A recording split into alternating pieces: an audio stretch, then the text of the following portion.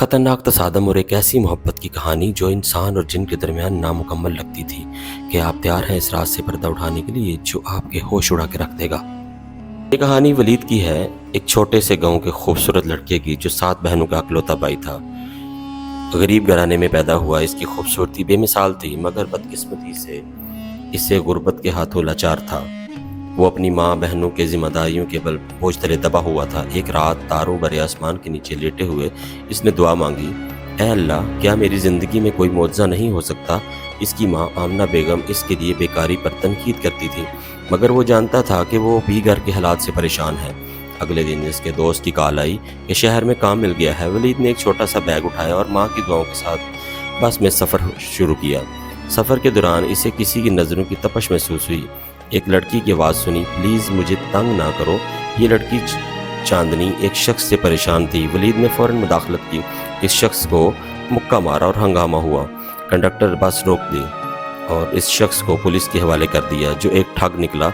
इसी दौरान वलीद के दोस्त ने कॉल की कि शहर में काम नहीं मिला, वो वापस लौट आए।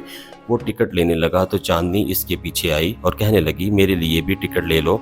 इसने अपना सोने का कंगन इसे दिया और बताया कि इसका कोई ठिकाना नहीं, इसके वालिदैन का इंतकाल हो चुका है। चचा ने घर से निकाल दिया है। पुप्पी ने इसे एक बूढ़े शख्स के हाथ बेचने की कोशिश की। वो भागकर इस बस में आई। वलीद ने हिचकिचाते हुए इसे अपने गांव ले जाने का फैसला किया, हालांकि इसे डर था कि इसकी माँ और बहनें क्या सोचेंगी। घर पहुंचकर इसके बहनों ने हंगामा किया मगर आमना बेगम ने चांदनी को पनाह दी। चांदनी के जेवरात ने घर के हालात संवार दिए। इसने अपने कंगन बेचकर वलीद के बहनों के जहेज बनवाए। घर के हालात बेहतर हो गए और वलीद की माँ चांदनी से बहुत खुश थी मगर वलीद अक्सर चांदनी की नज़रों की तपश महसूस करता। वो इसे छत से घूरती और वलीद जानता था कि वो इससे मोहब्बत करने लगी है।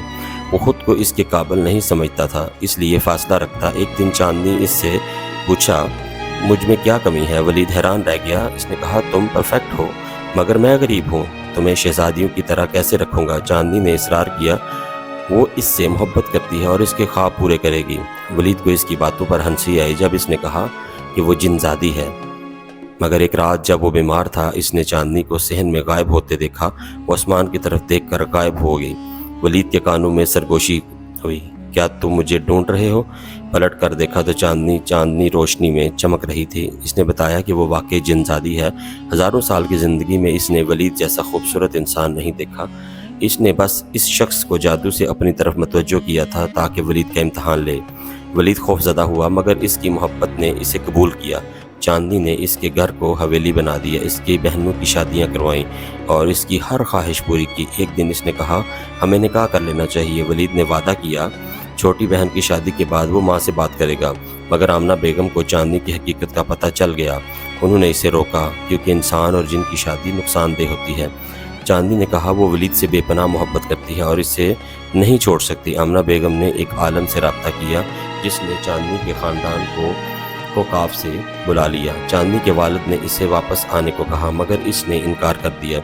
आलम ने खबरदार किया कि अगर वो शादी कर ले तो वलीद ज़्यादा अरसा ज़िंदा नहीं रहेगा। चांदनी तड़प उठी और वलीद को खोना नहीं चाहती थी। आखिरकार इसने कुर्बानी दी और वलीद की ज़िंदगी से चली गई। वलीद सारी ज़िंदगी से याद करता रहा।